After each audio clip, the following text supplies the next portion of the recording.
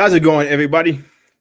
So, there's been a lot of talk recently about some people who have been sick and tired of the left wing and the right wing, and they have been looking for an alternative because these two parties that they have put so much faith into, they are tired of the lies, they are tired of the broken promises, they are tired of the miraculous government spending, and they just want to try something new.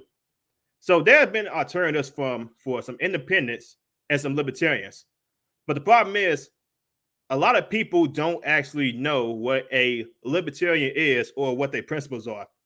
So I would like to introduce everybody to a Georgia candidate that's running for governor for the Libertarian Party. Everybody, I would like to introduce to Shane Hazel. Is it Hazel or Hazel? I'm sorry. It's Hazel. Mr. Wright, how are you, sir? I'm doing pretty good. How are you? I'm good, brother. Okay, so yeah, it's been a lot of questions about, like I said, from the Democrats and Republicans. A lot of people do want to switch over to a third party of some sort to help to try to better the country, because as of right now, the country is, as you know, with all this miraculous government spending and all these climate change and all that stuff, they don't know what to do, or because voting Libertarian Party doesn't really, or third party doesn't really go nowhere. So, and a lot of people don't really know what a libertarian is. So I requested for you to come on here and try to explain what a libertarian is and what their principles are. Okay. Yeah. I mean, there's a bunch. You can hear me okay? Yeah, I can hear you pretty good. Okay. So libertarians are, they ascribe to this thing called the non-aggression principle, which I could bore you with all day long, right? It's the initiation of force or coercion against another person is something we don't believe in. In terms of what we do believe in, we believe in property rights, right? Property rights above everything. You are the master of your life, your meat sack, your property, and anything that you do in terms of trading your time on this earth for, I don't know, payment, for barter, for trade, for property, whatever it is, we believe you have a right to that, and nobody else has a right to that. That you can defend those things up into your life in terms of defense. So there's a wide, obviously a wide range of issues in this world that we can, care about, where we come down on most of those issues. And I'd say pretty much almost everything. The more that you become a libertarian, you become more of a volunteerist. Some people call them anarchists. You don't believe in force and coercion from the government or anybody else for that matter. And at that point, you come up with new ideas, new free markets, and those ideas and markets are what drive human interaction. Okay, but a lot of people hear that same, kind of argument or promises from the Republican Conservative Party. So what's the difference between the Republicans and the Libertarians when they made those promises? Yeah, so Republicans talk about freedom and liberty and your rights, and they don't mean it. And Democrats talk about liberty and rights, sometimes, maybe to a lesser degree, because let's face it, I think the Democratic Party has kind of become more of a big party in terms of centralization, where they want to take all the power and they want to, kind of house it in DC instead of, in a state or your county or town where you can actually put your hands on people. So the difference between, Republicans and Democrats isn't, the mainstream talking points that, Republicans, or I should say, libertarians are conservatives who like to smoke pot, right? Like that's kind of the lamest thing ever. The difference is we are consistent in our principles. We believe wholeheartedly between the separation of the state and the market. We believe in the separation of the state and money. We believe that the rights that you are born with are rights that no man or body of men or women, for that matter, can take away from you. And that's not what they believe at all. We also believe that, in terms of quote unquote financing government, that it should be, just voluntary. They believe in, Republicans and Democrats obviously believe in spending tons and tons of money, where one party, loves government and big government. The other party loves even bigger government, right? And we don't love government at all. We want to peel off every layer of government we can, starting with the federal government, then getting down obviously to the state, and really pushing most of the control down to your local level, your county and city level, because you as a human being can reach out and touch your sheriff. He is the executive that is in your county that most people can actually reach out and touch. Mayors, for that matter, who have control over their police force, where the rubber meets the road. You know, all this draconian tyranny that comes from legislative bodies, no matter who they are, the executives are the ones at the end of the day who are charged with, quote unquote, enforcing those. And if you can reach out and touch your mayors or sheriffs, now you can actually really get into this thing that we as libertarians practice, is nullification and decentralization, which the Republicans and Democrats are not about at all.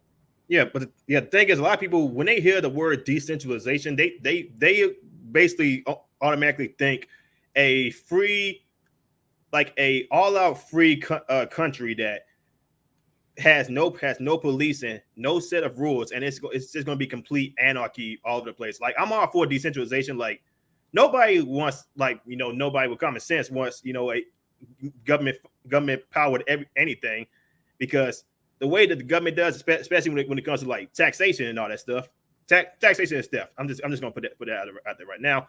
The whole taxation thing is basically more money. It's just coming out of your pockets that could be yours to pay your bills. But when people hear stuff like that, they are making you think, oh my God, you want more money? You want more money for the rich? You want more money for the 1%? You want more money for the elites? But some people don't understand is like taxation that really does not help out the low and middle class. And the more they raise, and I've been hearing this for a long time now. Tax the rich, tax the rich, only tax the rich. But the problem is, you can't just take one policy for taxation and just apply it to like one set of class, because that's not how it works in the real world. And a lot of people who claim they know about economics don't even know what it really is. So that whole taxation thing, a lot of us say that it is theft. So can you explain for the people who, in the back that do not want to get through their head, like what taxation is theft really means? Yeah, I mean, taxation is theft is a nice way of saying taxation is strong-armed robbery. It's coercion. It's the involuntary exchange of your life, you know, the moments that you've put into sweat equity to build something of your own, to go out and earn. And I will, you know, sit here and say, hey, listen, I know the arguments, like you didn't do this on your own. This, you know, people came before you, they paid taxes, community, but listen, they paid taxes through force and coercion. And if they didn't want to pay those, or they didn't want to pay those, and they tried to say, hey, I'm not paying this, they would have been thrown in jail, or if they fought back hard enough, they would have been killed. So when we talk about taxation being theft, we mean it. Now, economics is one of the things that I absolutely love. I did not love this growing up, because I thought about, you know, things like Ferris Bueller's Day Off, where the teacher's in front of the class, right? And he's a Bueller. They want you to think economics is scary. They don't want you to be in charge of your money. They don't want you asking questions about what is the Federal Reserve? Why is it a banking cabal? Why does the U.S. government trust a private banking cabal with its money? They don't want you asking about, like, where is this money actually going? What is the waste, fraud, grift, and abuse? Why are there zombie corporations that are too big to fail, while mom and pop that don't have the money to make the rent are left out to dry for, I don't know, what people get during the 2020 shutdown, you know, maybe $600-700 or something like that, something really silly. Yeah, some people got 600 a week, some people got 600 a month.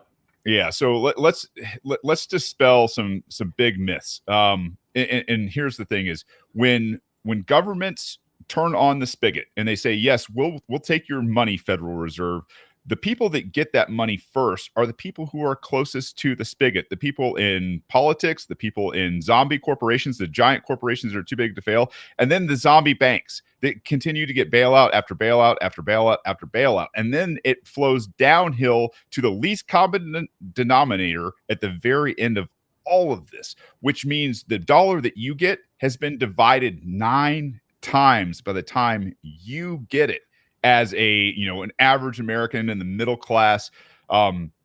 This is, this is a tax because people don't understand that when you also inflate the money supply, when you take the overall currency and then blow it up by $1 trillion, $2 trillion, $3 trillion, that is a tax on the money that you have already earned. It is zapping the purchasing power out of that dollar that you've already earned. And now you've got to go out and work maybe, a third as hard or, half as hard again to make that same dollar, to make it go as far down the road. So when politicians talk about taxes being equal or the rich should pay their share, understand that you could take every cent and all the wealth that every American billionaire has ever earned, and you could only run the government for maybe a couple months, and that's it. And then there would be nothing left. So do the rich pay their fair share? I don't think that's the right form of a question, right? It's the wrong premise of the question to ask. And is what share of your money belongs to somebody else, including the government? And that's really, at the end of the day is, we can do things through voluntary measures. We can have people, sign up for food banks, for clothing, you name it. And when this country, unfortunately, has this, come to Jesus moment that's impending because the inflation is through the roof, the Federal Reserve is out of tricks. They can't raise interest rates. They really can't inflate the money supply anymore without, causing a full-on bank run and revolt against, the Congress and the president.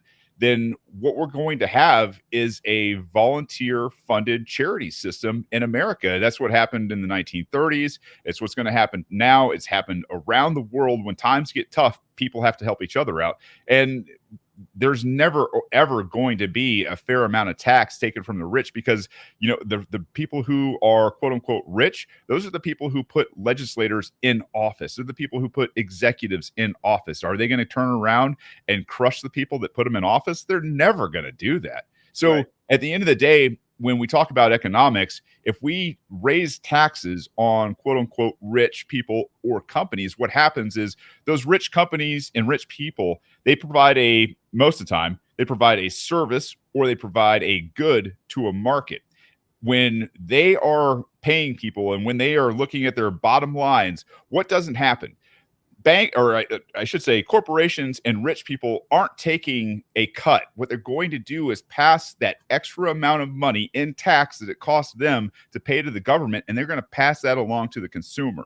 And so corporations and really rich people are never, ever going to pay tax, and they're never, ever going to pay, quote unquote, their fair share of tax. They're just going to skirt around the law, quote unquote, or the IRS, and they're going to pay whoever they need to pay in terms of lawyers to get them out of paying as much money as possible. And that's how our current system works. It's how it's always worked. Well, I should say that's how it's worked since the 1920s. And it's how it's going to continue to work until this government falls apart. Yeah, and the one thing that I've learned from the Libertarian Party do you know about Eric July, aka Young Ripper? Oh, yeah. Yeah. I learned about the term libertarian from him, and the two people that he always brings up when it comes to like economics, taxation, is Ron Paul and Rothbard. Hell yeah, those two guys always comes up when it comes to like a. Yep, I'm still there. Yeah, always comes up in the conversation when it comes to libertarianism, taxation, miraculous government spending, and not giving too much power to the Federal Reserve and government officials. But the problem is, a lot of people don't really know about those two individuals. At the end, when there was a chance for Ron Paul to become president, they rather go with a guy that was more establishment. Because from what I've heard from Eric July and a couple of other libertarians, Ron Paul was the guy to have been president against during the 2012 election against Obama, and probably again during 2016 where he was going against Hillary Clinton. But they went with a more I wouldn't call Trump an established guy, but he was more of a businessman that a lot of people got behind because he was rich. He looked like he knew a thing or two about hospitality, but as far as liberty goes, he wasn't really all the way there. So how did the Republican Party pass over Ron Paul for Mitt Romney and Donald Trump? The same way the establishment does everything, right? 2008, 2012, Ron Paul was the Republican. Well, he was on both ballots for the primary. The media blacked him out, polls blacked him out, and then his party changed the rules and kicked out the delegates that were at the Republican National Convention to make sure that he got the votes. And they literally changed the rules on the spot and then escorted the delegates out by force. And I believe they actually broke one guy's arm in doing such a thing. So, broke the guy's arm. Yeah, broke a Ron Paul delegate's arm in removing him from the Republican National Convention.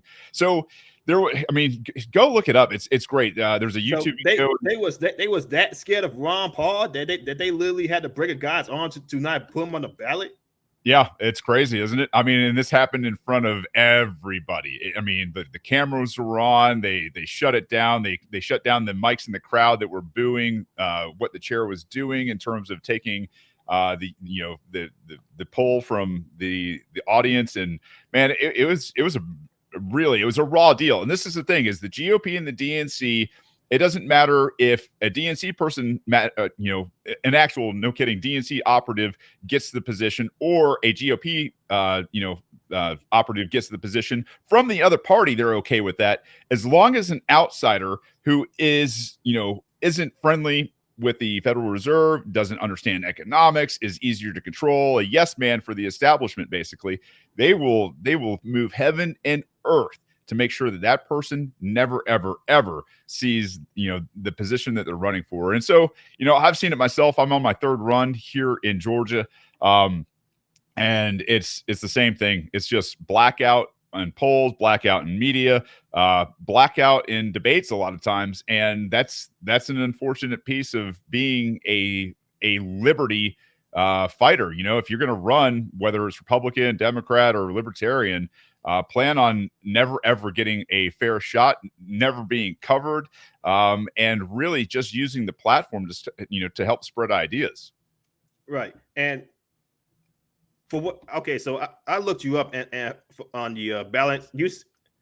At one point you was running for a Republican, and then you switched over to Libertarian because of the biasness from I'm guessing your policies and how you was more of a liberty type guy instead of a establishment rhino. How's it going to be different than the third time? Because how are you going to be able to reach out to a bigger audience? Because it takes some time, especially if you're a third party candidate. Because a lot of times third party candidates barely get over 100,000 votes. So how are you going to reach out to try to get more of an audience or more of a following in Georgia? Yeah, I mean, this is the conundrum, right? Is even if I do it, I might get the Ron Paul treatment. So at the end of the day, it's what are you willing to go and lose for? What are you willing to go and put your name out there and take the slings and the arrows for? One of the things that we had to fight was, getting attention in terms of face and name ID. So I started my own podcast years ago.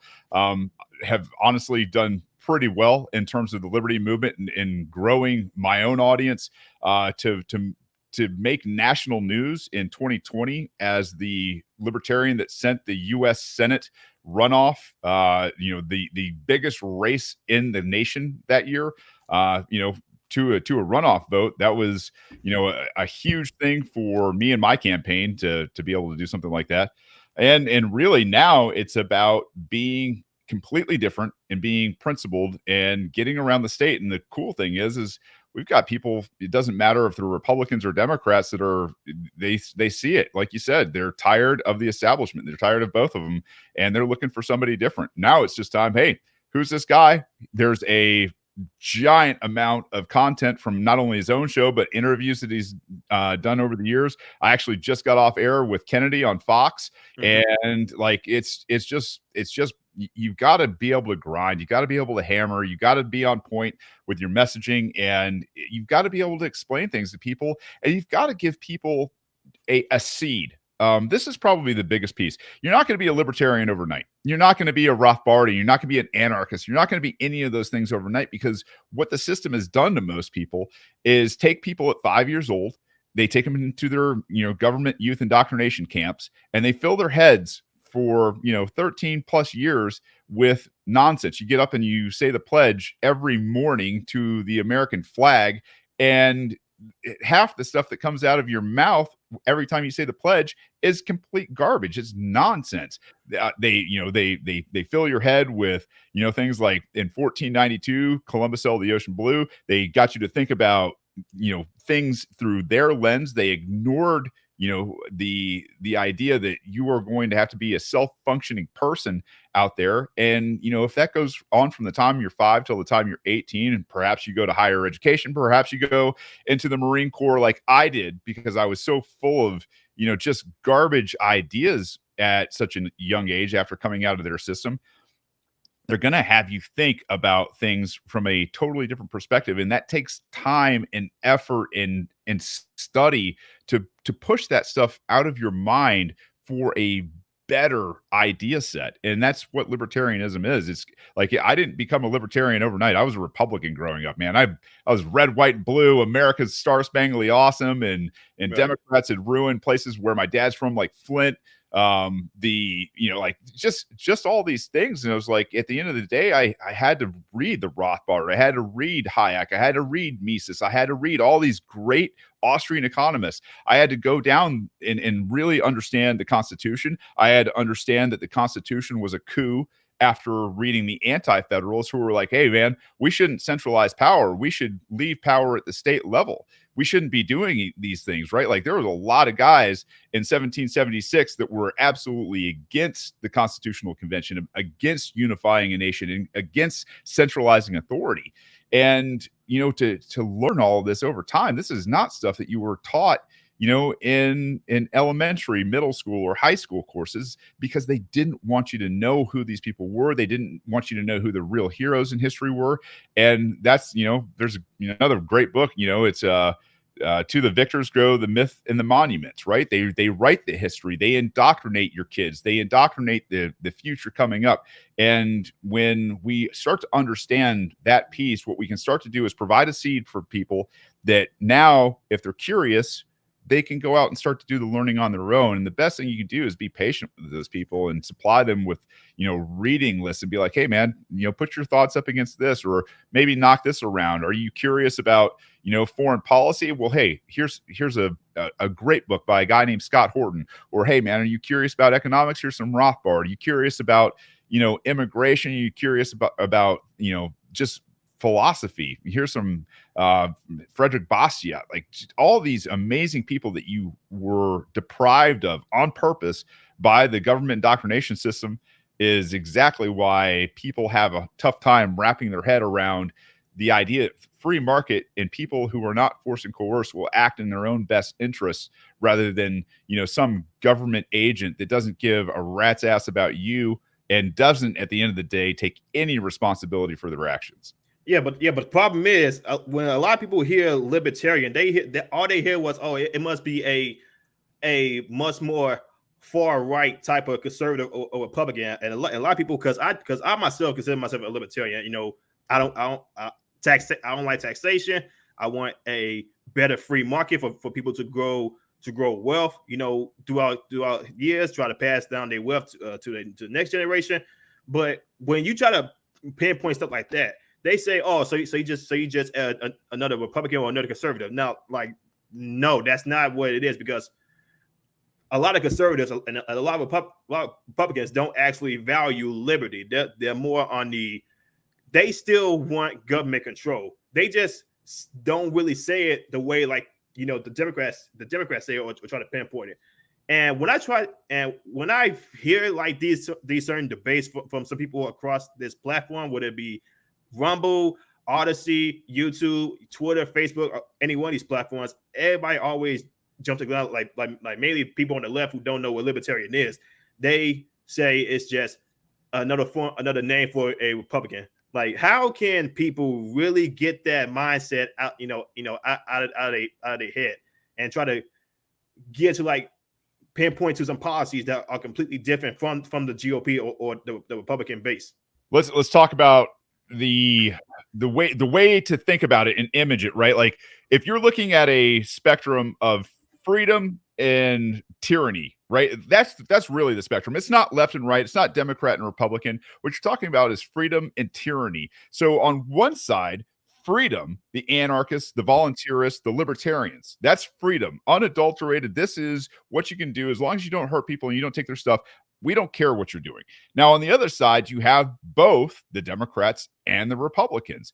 Communism is socialism, are both aspects of being on the Democrat, tyranny side. Then you've got fascism, which we are a fascist nation now, and that's totally, part of the Republican shtick these days. And so what you're looking at is liberty versus tyranny.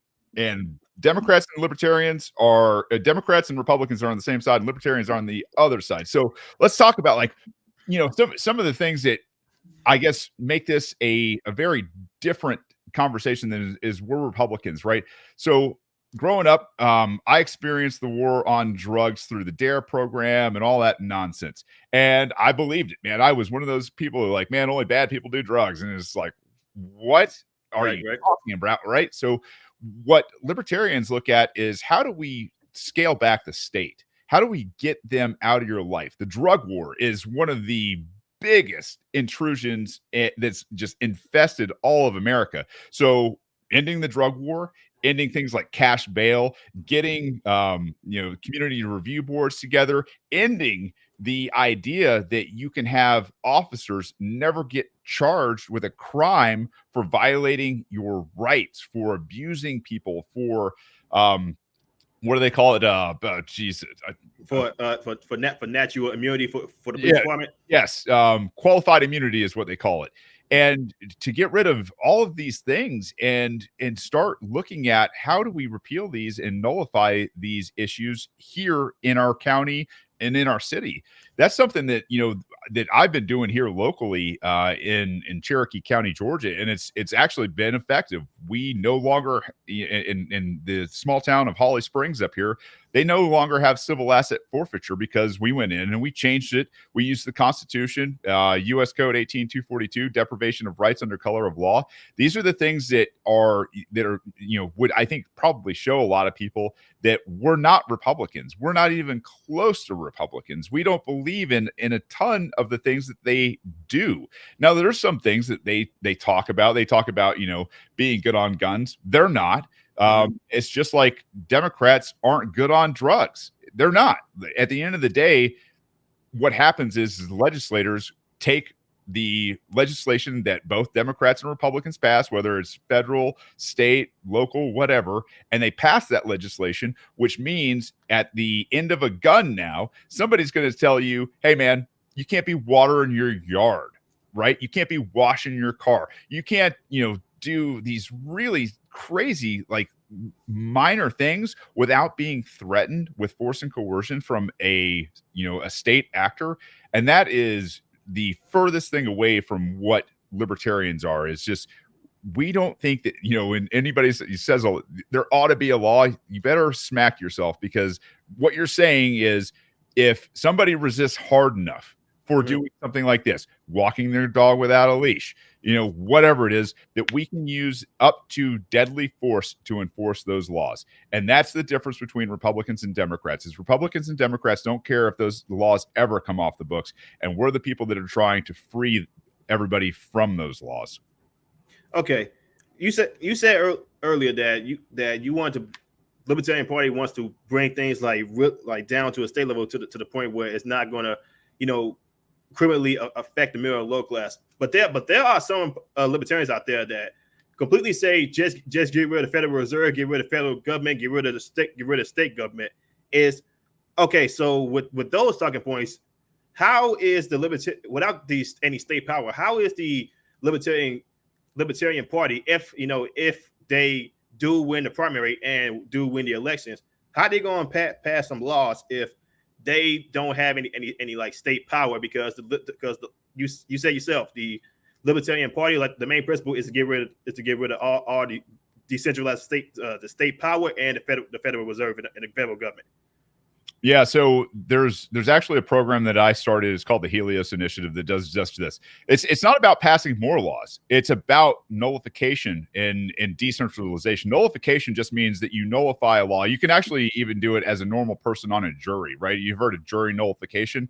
Not only are you there to judge of the infraction of the law, you're there to judge of the law itself. And this is something that I hope your listeners will take away. You get a chance to sit on a jury, go sit on a jury, especially for something stupid like a drug charge, where you get to sit there and say, hey, listen, no, I'm going to sit here and tell you as a member of this jury that I look at this law and I don't think it's a good law. I think it's actually a law that violates the rights of that human being who's a peaceful person. So it's not about passing more laws or being in power. What you're doing is taking the state and you're removing this idolization that people have built up in their mind that, these are good people. They're not. They're murderers, they're thieves, and they're liars. And this is just commonly, I think, something that most people in the United States, actually think in this day and age, that most people in government are terrible people. So taking power away from them, nullifying it, and pushing, this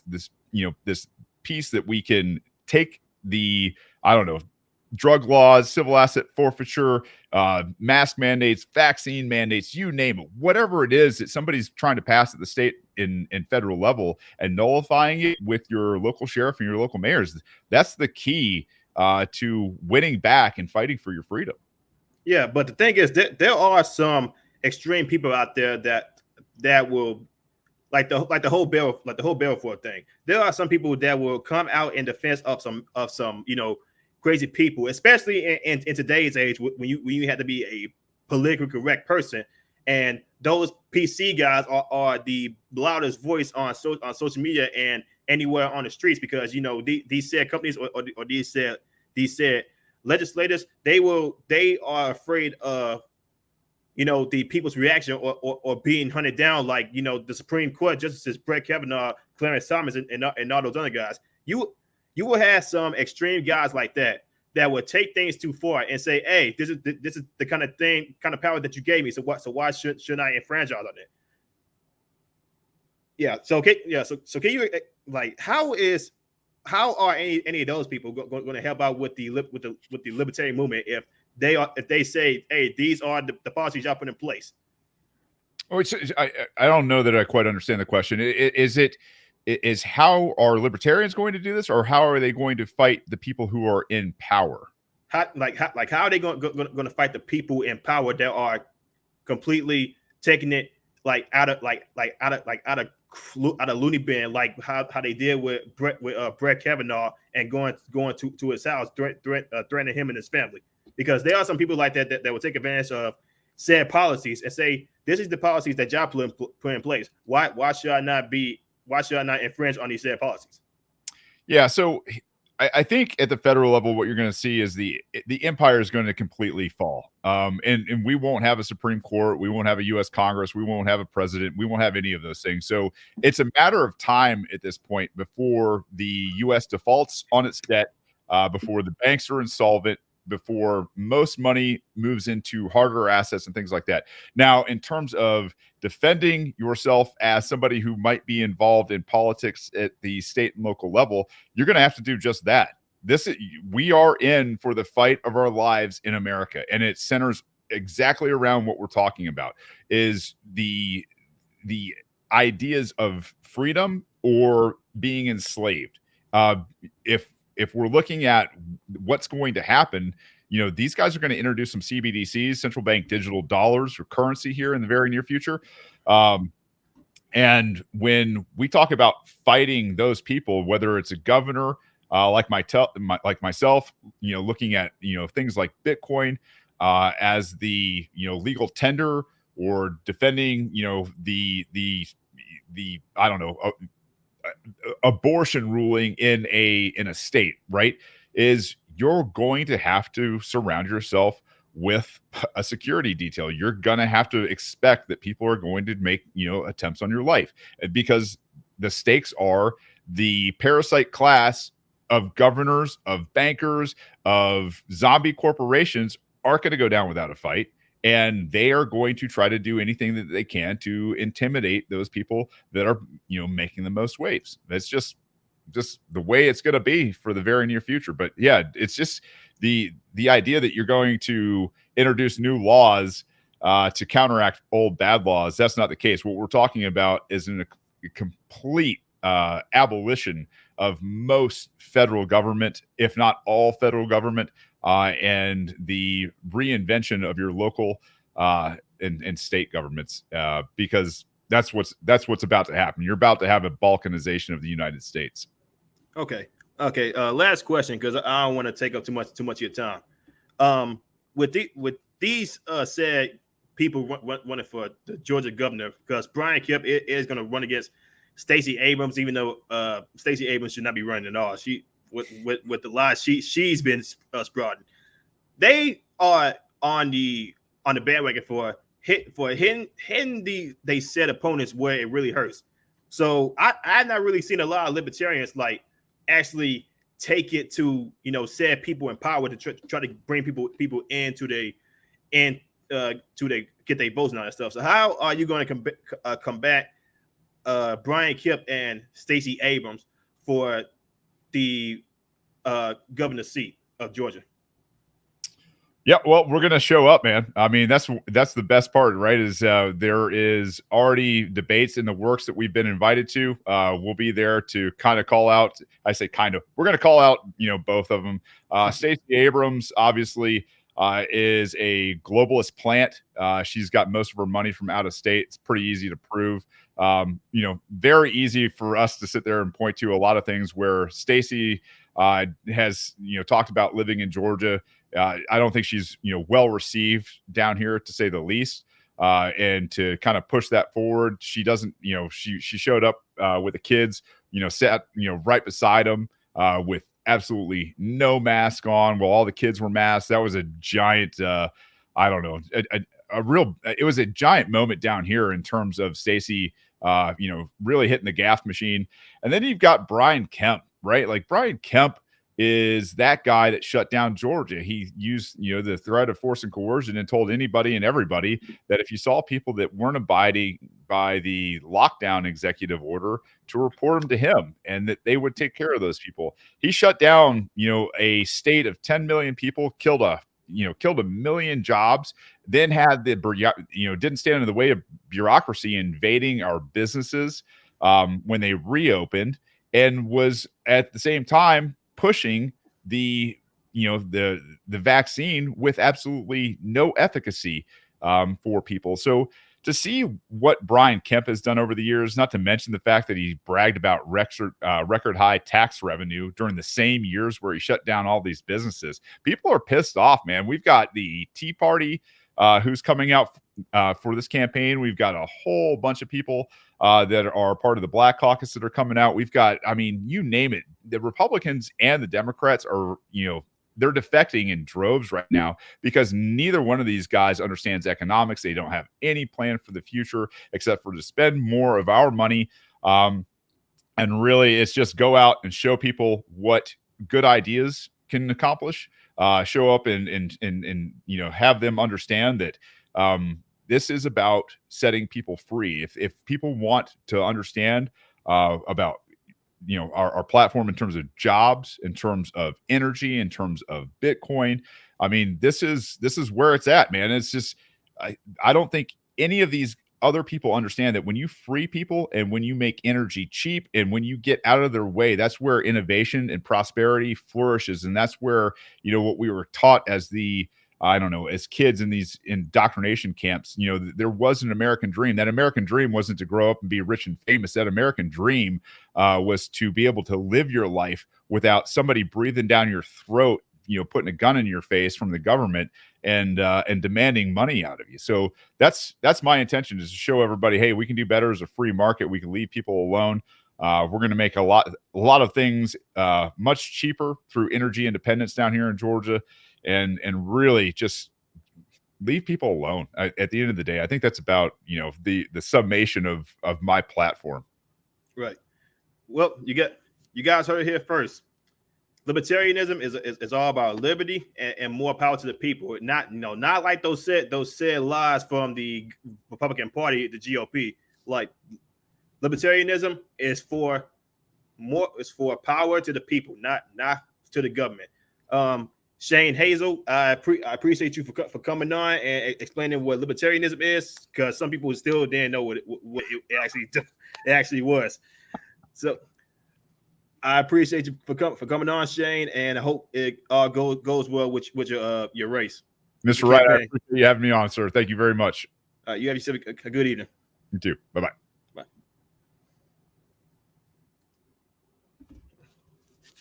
All right.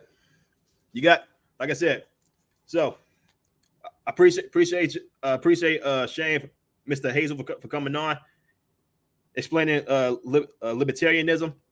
So this is so for people who came in late, it's basically all about not having all these policies, not having all these tax brackets. It's basically a means for no tax whatsoever that could help benefit the middle and low class, because all these miraculous taxes, like you're paying taxes for police, like the police state, the police union, the school system that is not actually doing anything to actually help out the up and coming people who are supposed to be our next leaders. And the same thing with the prison system. We don't want our taxes to be touched. If they really wanted all this fixed, then they would have done it a long time ago. But they are steady taking taxes out of our pockets, taking money out of our pockets, because they say it's for the greater good. When we all know, especially with this whole bail reform thing, it's not really especially in New York City when there's no bail reform. Some guy could commit a heinous crime, get put back on the street. So thank you, Mr. Hazel, for coming on, explaining libertarianism. And like I said, it's all about liberty. We want somebody in charge who's all about liberty, and not some crony people in office making all these promises. So, yeah. So I appreciate everybody that tuned in. Huge shout out to Mr. Hazel for coming on this show at talk with me about libertarianism. And if you guys like the stream, like I'm subscribed, share the video, hit the notification bell. I will see y'all next one. And I'm out of here, y'all.